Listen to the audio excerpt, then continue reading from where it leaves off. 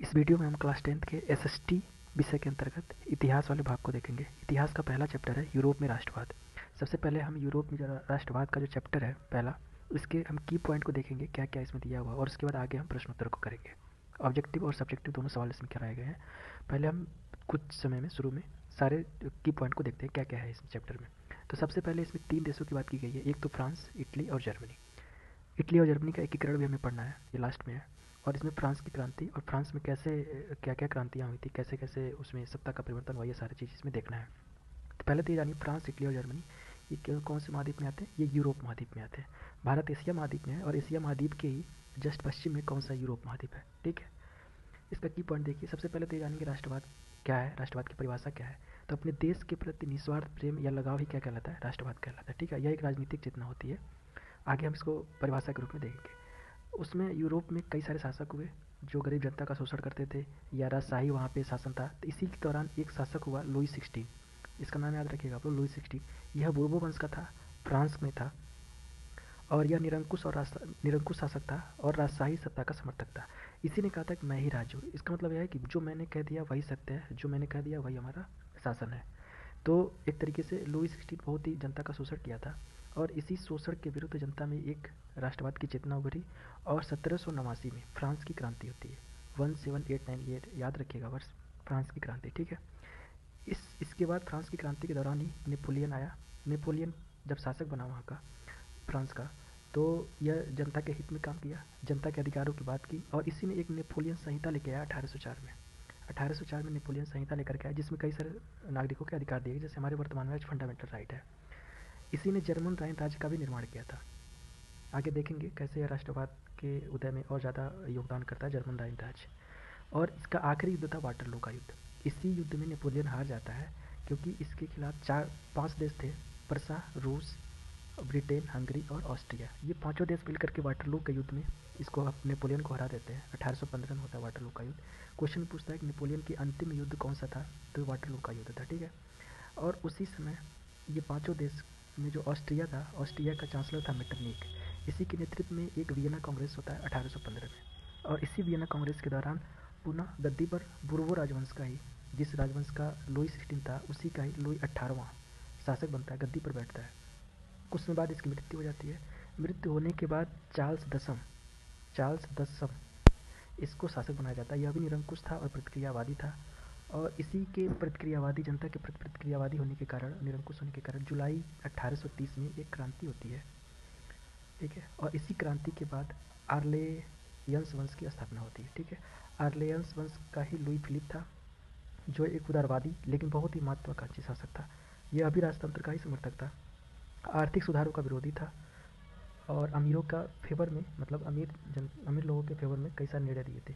इसी के खिलाफ वहाँ की जनता ने एक भोज किया 22 फरवरी 1848 को। इसके खिलाफ भोज किया था, लुई फिलिप के खिलाफ ही। और जब इसको पता चला कि हमारे खिलाफ इतनी बड़ी हमारे खिलाफ लड़ाई लड़ने के लिए लोग इकट्ठा हुए हैं, तो 24 फरवरी को यह फ्रांस छोड़ करके इंग्लैंड चला जाता है।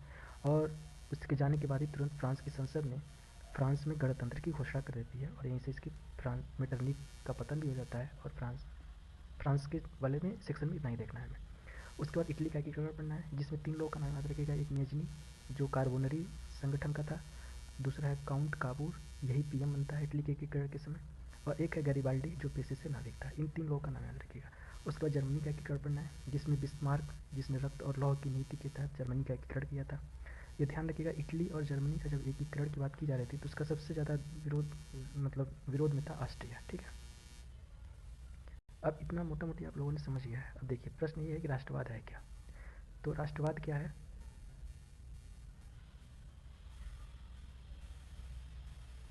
राष्ट्रवाद अपने देश के प्रति निस्वार्थ प्रेम और लगाव की भावना को ही क्या कहते हैं? राष्ट्रवाद कहते हैं।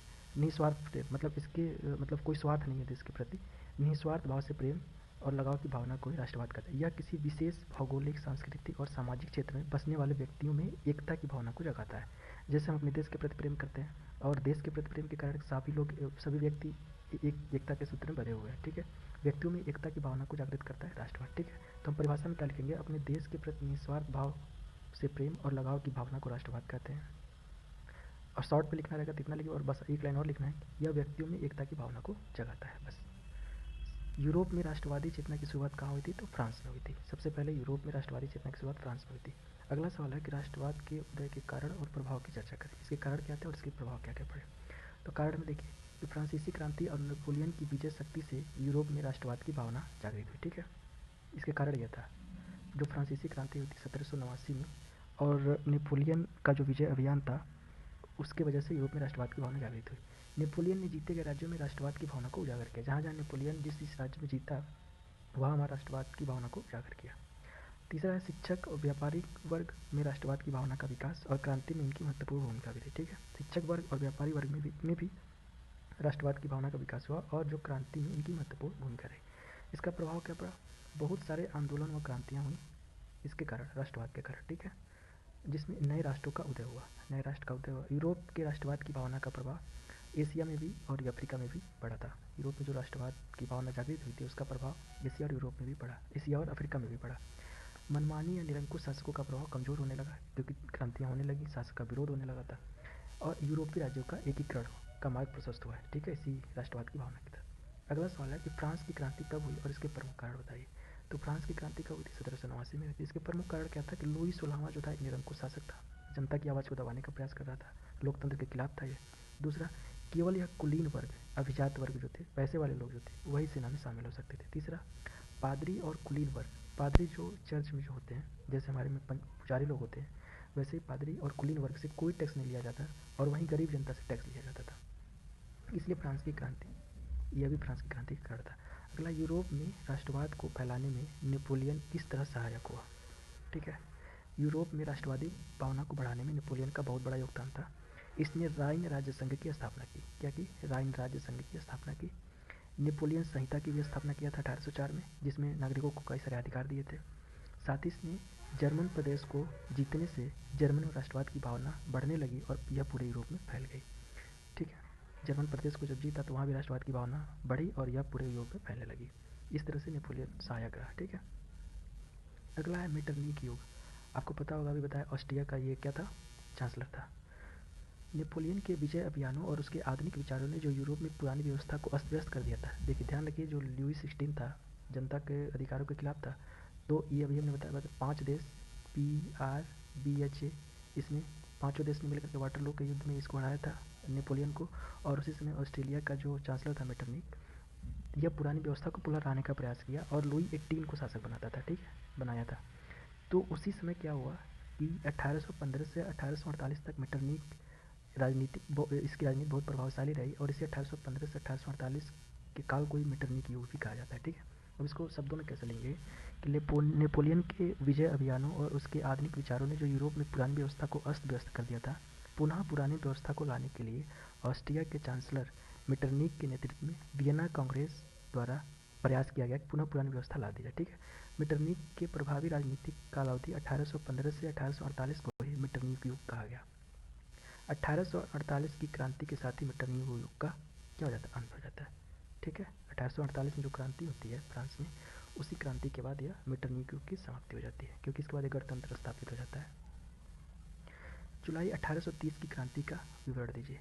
तो देखिए, चार्ल्स दसम के शासन में जुलाई 1830 की क्रांति होती है। ठीक, प्रमुख कारण क्या था इसका? चार्ल्स दसम एक निरंकुश शासक था। इसके द्वारा पोलीग्रेक को प्रधानमंत्री बनाया गया, जिसने नागरिक संहिता के स्थान पर, जो नागरिक संहिता थी जिसमें नागरिकों के अधिकार की बात की गई थी, इसके स्थान पर एक शक्तिशाली अभिजात्य वर्ग की स्थापना की। ठीक है, तीसरा है 1830 में ही इसने 4 अध्यादेशों के द्वारा उदारवादियों को दबाने का प्रयास किया। मतलब अध्यादेश मतलब 4 कानून लेकर के आया जिसमें उदारवादियों को दबाने का प्रयास किया 1830 में। इसी 4 अध्यादेशों के खिलाफ मतलब विरोध में 25 जुलाई 1830 की क्रांति हुई, जिसे जुलाई 1830 की क्रांति भी, जिसे जुलाई 1830 की क्रांति कहते हैं। और इसी क्रांति के बाद बूर्बो राजवंश के स्थान पर अर्लेयंस वंश की स्थापना हुई, जिसमें लुई फिलिप को गद्दी पर बिठाया गया। ठीक है, 1848 की क्रांति के क्या कारण थे? 1848 की जो फ्रांसीसी क्रांति थी इसके क्या कारण थे?